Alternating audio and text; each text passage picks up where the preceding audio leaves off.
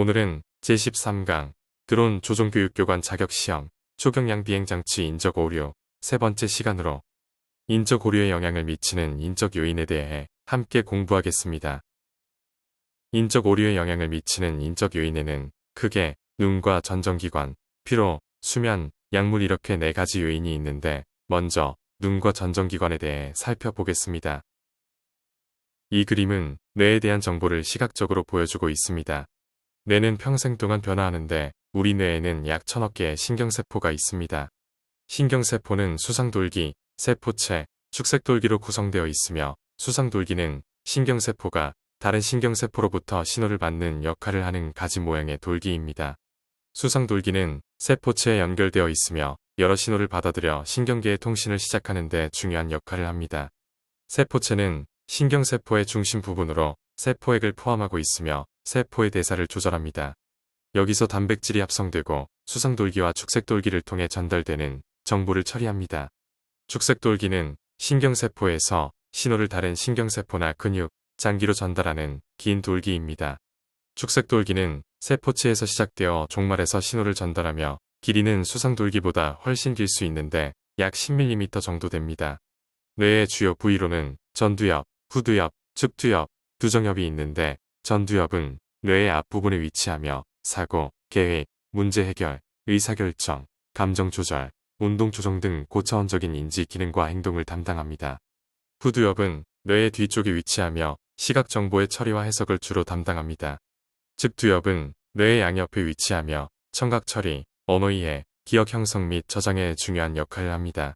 두정엽은 뇌의 상단에 위치하며 촉각, 압력, 통증, 온도 같은 감각 정보를 처리하고 공간 인식 및 통합에 관여합니다. 시각의 특징으로 입체시, 광수용기, 맹점을 들 수 있습니다. 광수용기에 대해서는 나중에 자세히 설명해 드리겠습니다. 보시는 그림은 눈이 어떻게 구성되어 있는지 알려주고 있습니다. 눈의 가장 큰 특징은 입체시라 할 수 있는데 인간의 양안은 평균적으로 6.5cm 정도 떨어져 있으며 거리감이나 입체감 판단에 도움을 줍니다. 두 눈은 각기 다른 면을 보지만 이것을 뇌가 하나의 영상으로 합성하여 입체적으로 볼 수 있도록 해줍니다. 우리가 어떤 대상을 바라볼 때 두 눈이 안쪽으로 모이게 되며 이때의 수렴 각도를 뇌가 해석하여 거리감을 판단할 수 있게 도와줍니다. 주시하는 양쪽 눈 중에서 시각 정보를 받아들 때 주로 의존하는 눈을 의미합니다. 예를 들어 그림에서와 같이 두 손으로 삼각형을 만든 후 오른쪽 눈을 뜨고 왼쪽 눈을 감을 때 사물이 삼각형 안에 들어오면 나의 주시하는 오른쪽 눈이 되는 것입니다. 반대로 왼쪽 눈을 뜨고 오른쪽 눈을 감을 때 사물이 삼각형 안에 들어오면 나의 주시하는 왼쪽 눈이 되는 것이죠. 내 눈의 주시한이 오른쪽 눈이면 삼각 비행이나 원주 비행을 오른쪽으로 진행하는 게 유리할 것입니다. 광수용기는 눈에서 빛을 감지하고 시각 신호를 생성하는 특수화된 신경세포입니다. 주로 망막에 존재하며 광수용기는 빛에 반응해 화학적 신호를 생성하고 이를 시신경을 통해 뇌로 전달하여 시각을 가능하게 합니다. 광수용기는 추상체와 간상체로 구성되어 있습니다. 추상체는 밝은 빛, 즉 주간에 작동하며 컬러 색상과 선명한 중심 시야를 담당합니다. 약 700만 개의 세포수를 가지고 있으며 해상도가 높습니다. 반면 간상체는 저조도 환경, 즉 밤의 빛을 감지하며 흑백 시각과 주변 시야에 관여합니다. 약 1억 3천만 개의 세포로 구성되어 있고 해상도가 낮은 특징을 가지고 있습니다. 시험에 자주 나오는 내용을 요점 정리해서 올려드리고 있으니 꼭 암기하시기 바랍니다. 눈의 기능에 따라 주간시와 야간시, 이중시와 입체시로 나눌 수 있는데요. 주간시는 밝은 환경에서 작동하며 주로 추상체에 의해 이루어집니다.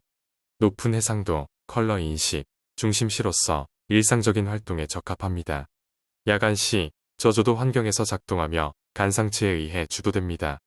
낮은 해상도로 흑백 시각과 주변 시야를 강화하며 야간 암점, 즉 어두운 곳에서의 물체 인식에 유리합니다. 이중시는 한 물체가 두 개로 보이는 현상으로 눈의 조절 문제, 근육 불균형, 신경장애 등으로 발생할 수 있습니다. 추상체와 간상체의 기능 분화에 의해 발생합니다. 입체시는 두 눈이 서로 다른 각도에서 물체를 보고 뇌가 이를 결합해 깊이와 3D 입체 효과를 인식하는 능력입니다. 이는 양안시에 기반하며 사물의 거리 감각에 중요합니다.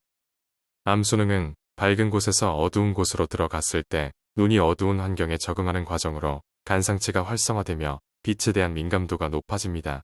약 20에서 30분가량 걸리며 저조도에서 물체를 더 잘 보게 됩니다. 암수능에는 동공수능과 망막수능이 있는데 동공수능은 동공의 크기가 빛의 세기에 따라 조절되는 과정입니다. 밝은 빛에서는 동공이 수축하고 어두운 빛에서는 확장하여 망막에 도달하는 빛의 양을 조절합니다. 이는 신경 반사작용으로 수천에 빠르게 이루어집니다.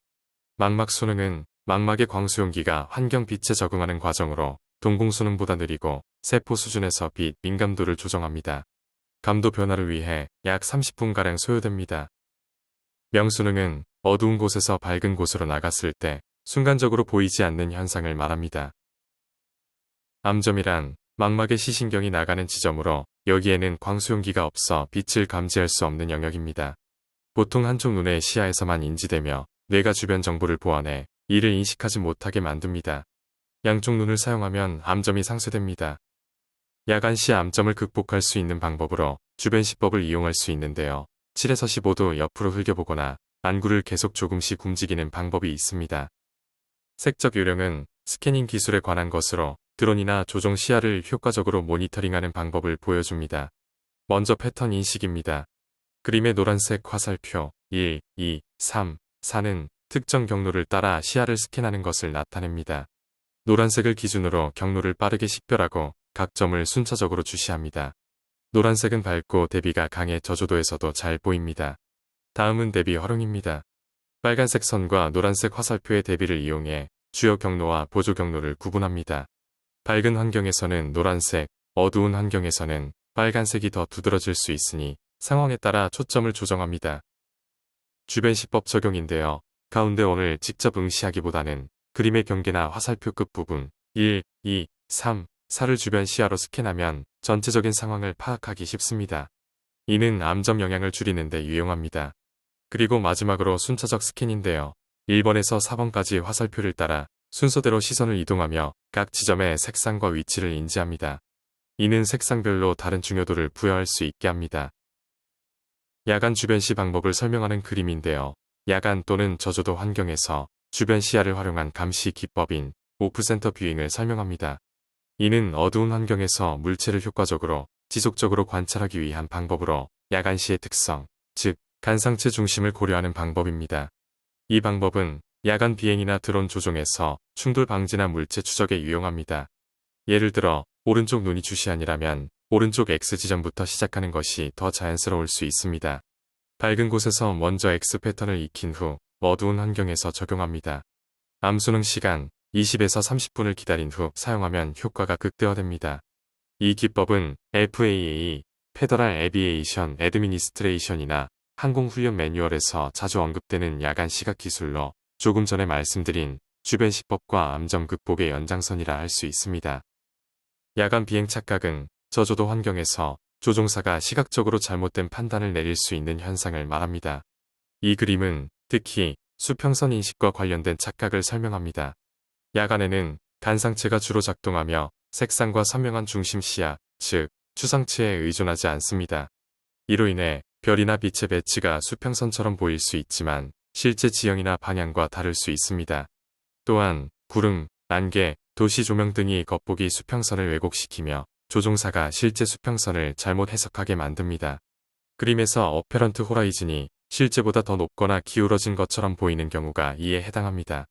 계기판의 인공수평선 지식이나 고도계를 주기적으로 확인해 실제 방향을 보정한 후 야간 비행 시뮬레이션을 통해 착각 패턴을 익히고 암수능을 완료한 상태에서 비행하는 훈련이 필요합니다. 여러분은 어느 색이 야간에 더 잘 보입니까? 푸르긴의 현상이란 추상체와 간상체가 서로 민감하게 반응하는 색이 다르기 때문에 나타나는 현상을 말합니다. 낮에는 빨강색이, 밤에는 파랑색이 상대적으로 더 밝게 보입니다. 중간시에서는 푸르긴의 현상이 존재하지 않습니다. 맹점에 대해 살펴보겠습니다. 맹점이란 망막에서 시신경이 한 곳에 모이는 지점으로 시세포가 없어 빛에 대한 반응이 일어나지 않는 부분을 말합니다. 항공 분야에서는 특정 구역이나 영역이 시각적으로 차단되어 있거나 제한되는 상황을 의미합니다. 실생활에서는 맹점이 느껴지지 않는 이유가 무엇일까요? 그것은 양안시 때문입니다. 한쪽 눈이 다른 쪽 눈의 맹점을 보완하기 때문입니다. 아래 그림은 맹점의 해부학적 위치와 원리를 보여줍니다. 센터 오브 비전은 시야의 중심을 나타내며 망막의 중앙에 해당합니다. 여기에는 광수용기가 밀집해 있어서 선명한 시야를 제공합니다. 블라인드 스팟은 시신경이 망막을 떠나는 지점으로 광수용기가 없어 빛을 감지할 수 없는 영역입니다. 그림에서 오른쪽 눈에 맹점 위치가 표시되어 있습니다. 퓨필은 빛이 눈으로 들어오는 계급으로 맹점 실험에서 시선 방향을 조절하는 데 사용됩니다. 레티나는 광수용기가 분포한 망막으로 시각 신호를 생성합니다. 옵틱 너브 시신경은 맹점에서 시작해 뇌로 시각 정보를 전달합니다. 맹점은 각 눈에 하나씩 있으며 양안 시야에서는 서로 다른 위치에 있어 보완됩니다. 단일 눈을 사용할 때 실험으로 맹점을 확인할 수 있습니다. 실험의 목적은 맹점 위치를 직접 경험하며 뇌가 이를 어떻게 보완하는지 이해하는 것입니다. 계기판이 보이는 그림은 맹점 실험 수행 방법을 보여주는 그림입니다. 왼쪽 위 비행기 표시는 시선 고정 지점으로 사용됩니다. 이는 조종석 시야에서 맹점 실험을 시뮬레이션하기 위한 기준점입니다. 오른쪽에 있는 X 표시는 맹점에 들어가면 사라지는 대상 물체를 뜻합니다. 그림을 출력하거나 화면에 표시한 후 왼쪽의 비행기 이미지, 오른쪽에 X가 보이도록 준비합니다. 한쪽 눈을 감고 다른 눈으로 비행기 이미지에 초점을 맞춥니다. 얼굴을 화면에서 약 20에서 30cm 떨어뜨린 후 천천히 화면에 가까이 또는 멀리 이동하면서 X를 관찰합니다. 특정 거리에서 X가 사라지면 이는 맹점에 해당하는 지점임을 나타냅니다. 사라진 X를 중심으로 뇌가 주변 정보를 보완해 빈 공간을 채울 수 있습니다. 눈을 살짝 움직이면 X가 다시 나타날 수 있습니다. 양쪽 눈을 번갈아 테스트해 각 눈의 맹점 위치를 확인하세요. 비행기 이미지를 고정 응시하며 X가 사라지는 지점은 맹점의 위치를 보여줍니다. 이는 시신경이 나가는 부위에 광수용기가 없기 때문입니다. 실생활에서 맹점이 인지되지 않는 이유는 양안 시야와 뇌 보상 메커니즘 때문이며 이 실험은 이를 체험하게 합니다. 다음은 활주로 지형 경사 착각에 대해 알아보겠습니다. 먼저 활주로 폭을 착각하는 경우입니다. 좁은 활주로에 정상적인 접근을 할 경우 조종사는 활주로가 좁게 보이므로 착륙 시 실제보다 높은 각도로 접근할 가능성이 높습니다. 이는 착륙 시 25 표시 부근에서 과도하게 낮게 내려올 수 있습니다. 넓은 활주로에 정상적인 접근을 할 경우 조종사는 활주로가 넓게 보이므로 실제보다 낮은 각도로 접근할 가능성이 높습니다. 이는 착륙 시 25 표시 부근에서 과도하게 높게 내려올 수 있음을 설명해주고 있습니다. 다음 그림은 활주로 지형 경사 착각에 대한 그림인데요.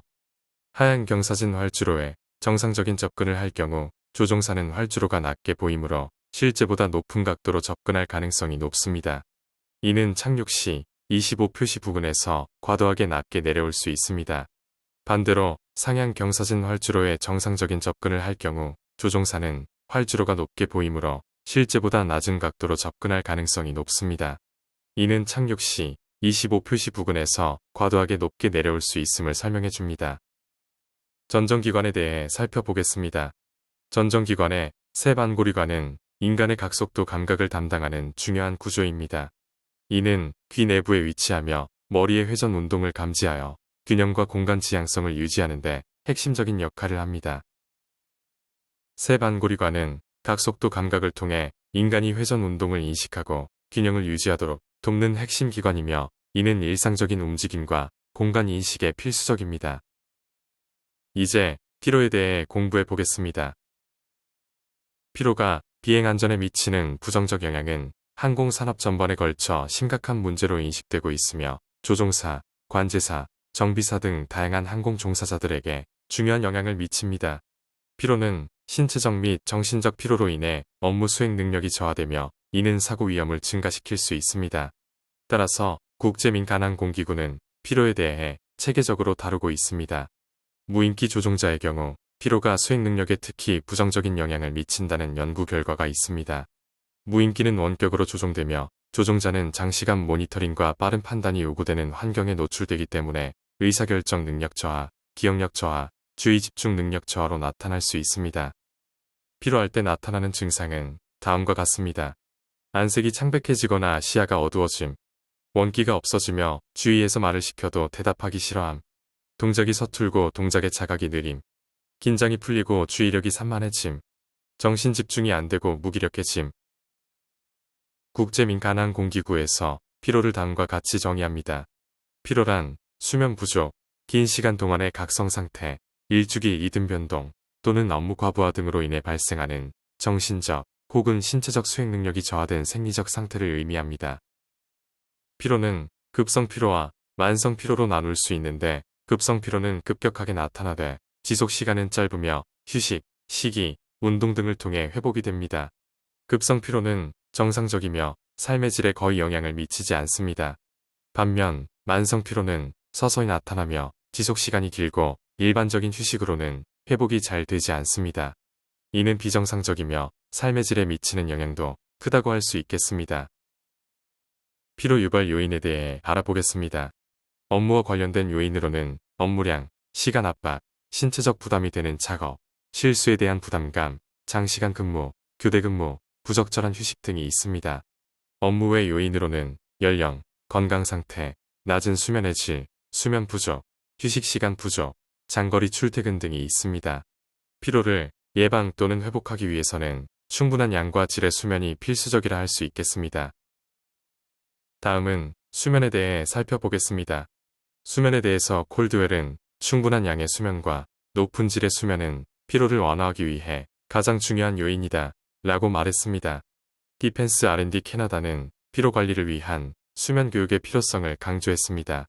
수면의 기능을 살펴보겠습니다. 수면은 생체 리듬 유지와 피로 회복의 필수 요소이며 성인의 경우 평균 7시간에서 9시간 정도의 수면이 필수적입니다. 규칙적인 수면 습관은 정상적인 뇌 기능을 위해 아주 중요하다고 하겠습니다.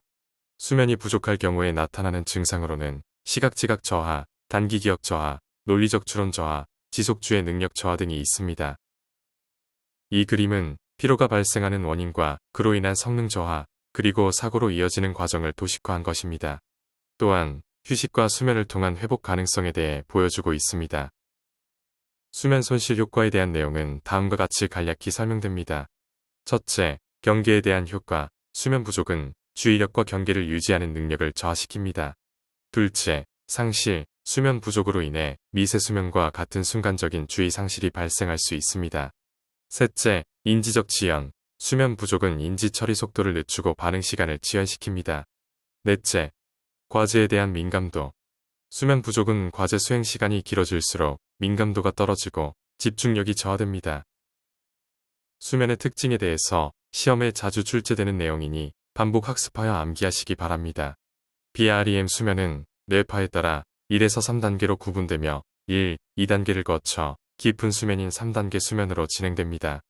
1, 2단계는 얕은 잠을 자는 단계인데 수면 중 약 55%를 차지하며 3단계 수면을 서파수면이라 하는데 이는 외부에서 오는 정보 처리를 멈추고 뇌의 뉴런이 거대하고 느린 전기파를 생성하며 기억병합이 일어나 학습에 중요하다고 하겠습니다. REM 수면은 뇌파는 각성 상태와 유사하며 심장박동 및 호흡이 불규칙하고 꿈을 꾸는 단계인데 이는 전체 수면의 약 25%를 차지합니다. 음주 시 REM 수면이 억제된다고 합니다. 아래 그림은 인간의 수면 주기와 그 단계를 시간 경과에 따라 보여주는 그래프로 수면의 다양한 단계, 웨이크, REM, 스테이지 1, 스테이지 2, 스테이지 3, SWS를 시간대별로 보여줍니다. 효율적인 수면을 위해서는 규칙적인 수면 습관, 카페인 및 알코올 섭취 자제, 디지털 기기 사용 최소화, 충분한 양의 햇빛 노출, 그리고 적당한 운동이라는 5가지 핵심 요소가 필요합니다. 이러한 요인들이 조화를 이루면 수면의 질이 높아지고 이는 전반적인 건강과 일상생활에 긍정적인 영향을 미치게 됩니다. 이제 마지막으로 약물에 대해 살펴보겠습니다. 본 도표의 내용은 약물 복용에 부정적 영향을 경고하고 있으며 약물 투여 시 반드시 의사의 처방을 따르고 과용하지 않을 것을 권고하고 있습니다. 이번 시간에는 인적 오류에 영향을 미치는 다양한 인적 요인에 대해 알아봤습니다. 열공하셔서 드론 조종사 교관 시험에 꼭 합격하시기를 바랍니다. 시청해주셔서 감사드립니다.